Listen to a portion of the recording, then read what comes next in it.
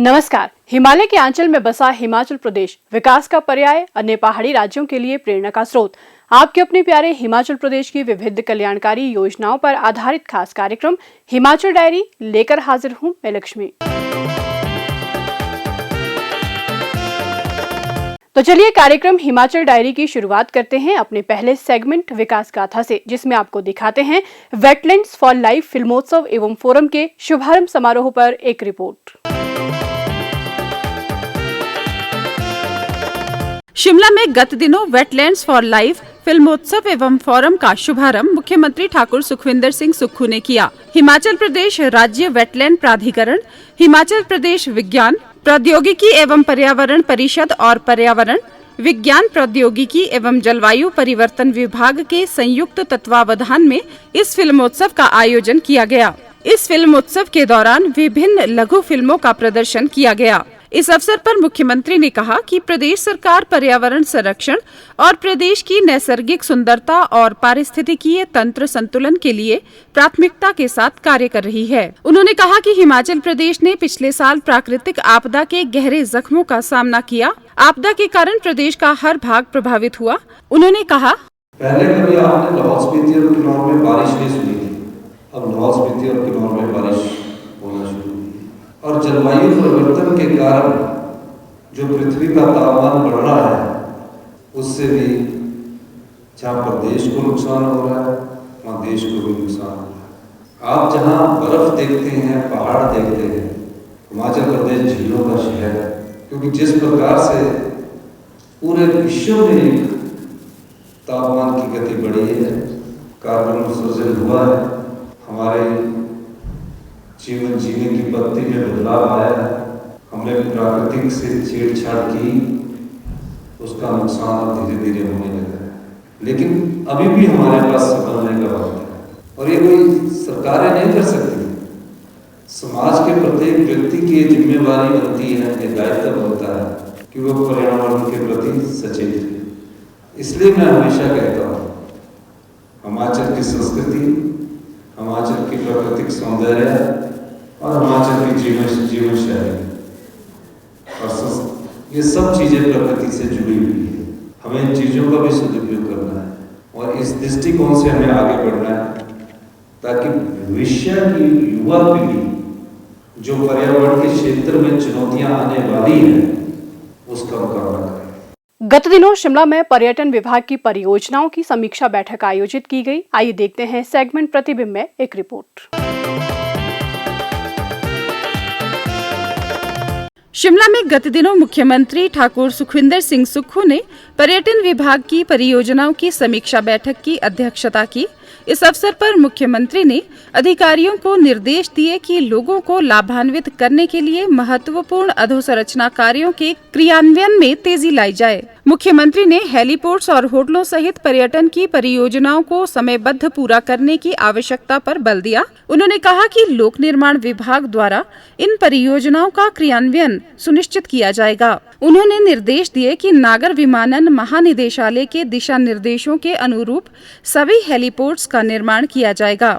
लोक निर्माण विभाग द्वारा विस्तृत परियोजना रिपोर्ट को अंतिम रूप दिया जाएगा।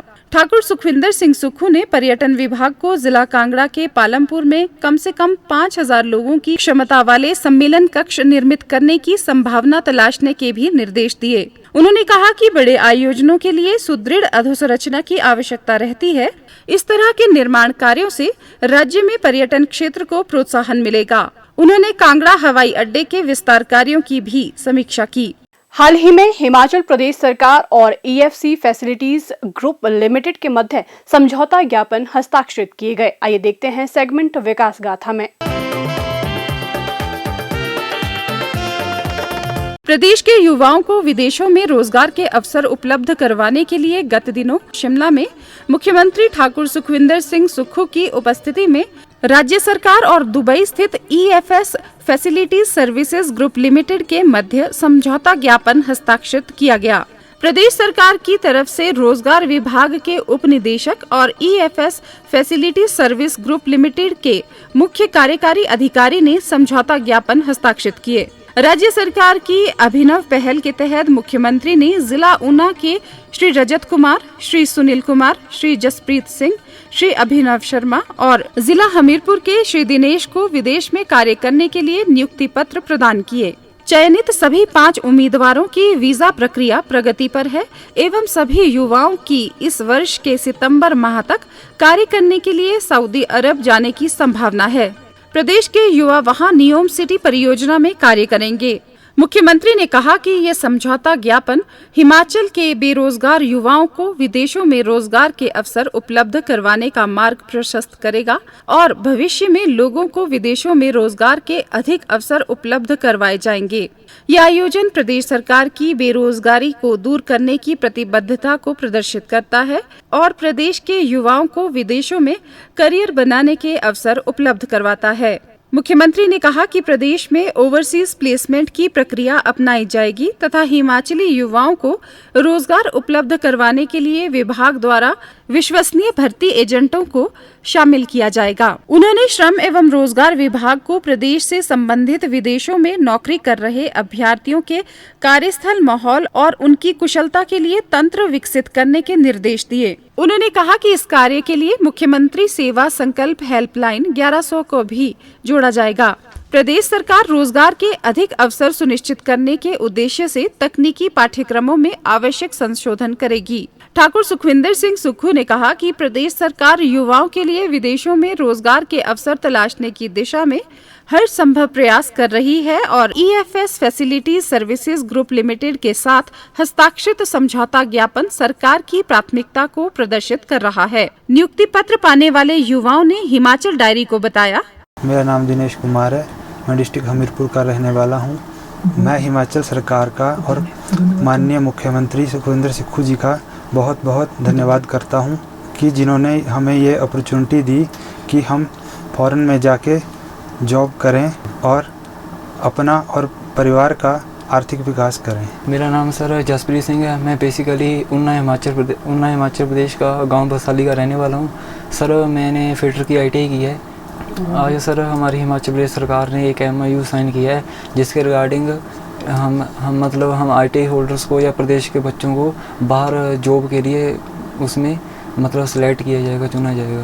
तो उसके रिगार्डिंग ही आज हमें क्वालिफिकेशन सर्टिफिकेट्स और ऑफर लेटर्स हमारे मुख्यमंत्री जी के द्वारा प्रदान किए गए हैं। जो आज हमें ऑफर लेटर्स प्रोवाइड किए गए हैं उनके अनुसार हमें किंगडम ऑफ सऊदी अरेबिया में जॉब के लिए सिलेक्ट किया गया है।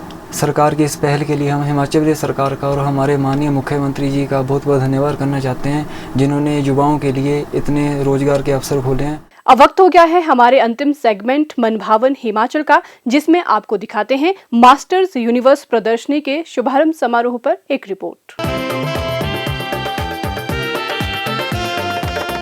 शिमला के ऐतिहासिक गेटी थिएटर में गत दिनों प्रसिद्ध रूसी कलाकार, विचारक और शांति के अग्रदूत निकोलस रॉरिक की 150वीं जयंती के अवसर पर मास्टर्स यूनिवर्स प्रदर्शनी का आयोजन किया गया, जिसका शुभारंभ मुख्यमंत्री ठाकुर सुखविंदर सिंह सुक्खू ने किया। इस प्रदर्शनी का आयोजन international centre of the Roerich Moscow, अंतर्राष्ट्रीय रॉरिक मेमोरियल ट्रस्ट नगर, जिला कुल्लू और भाषा, कला एवं संस्कृति विभाग के संयुक्त तत्वावधान में किया गया। ये प्रदर्शनी 25 सितंबर 2024 तक आयोजित की जाएगी। इस अवसर पर मुख्यमंत्री ने कलाकार, लेखक और विचारक के रूप में निकोलस रॉरिक के अमूल्य एवं विविध योगदान की सराहना करते हुए कहा कि प्रदेश विशेष रूप से कुल्लू घाटी की समृद्ध परंपराओं को प्रोत्साहन देने के लिए उन्होंने महत्वपूर्ण योगदान दिया। उन्होंने कहा, निकोलस रॉरिक जो थे वो प्री इंडिपेंडेंस हिमाचल प्रदेश में आए 1928 में और नगर में अपने आप को उन्होंने अपनी रिहाइश को बनाया।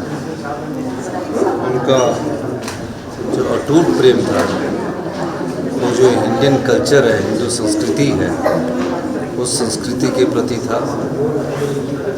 वो एक राइटर थे, पेंटर थे और जितने भी सेंट्रल एशिया की देश थे वो सब जगह जाने के बाद जब यातायात के इतने बड़े साधन नहीं हुआ करते थे, आप देखिए उनकी लगनशीलता देखिए कि सारी जगह गए वो और अपनी पेंटिंग से उन्होंने हिमालय का व्याख्यान किया। और ये हिमाचल के लिए सौभाग्य की बात है कि उन्होंने हिमाचल के कुल्लू के नगर को अपना घर माना। हिमाचल डायरी का ये अंक यहीं समाप्त होता है। अगले अंक में आपसे फिर होगी मुलाकात कुछ नवीनतम जानकारियों के साथ। तब तक के लिए दीजिए इजाजत। नमस्कार।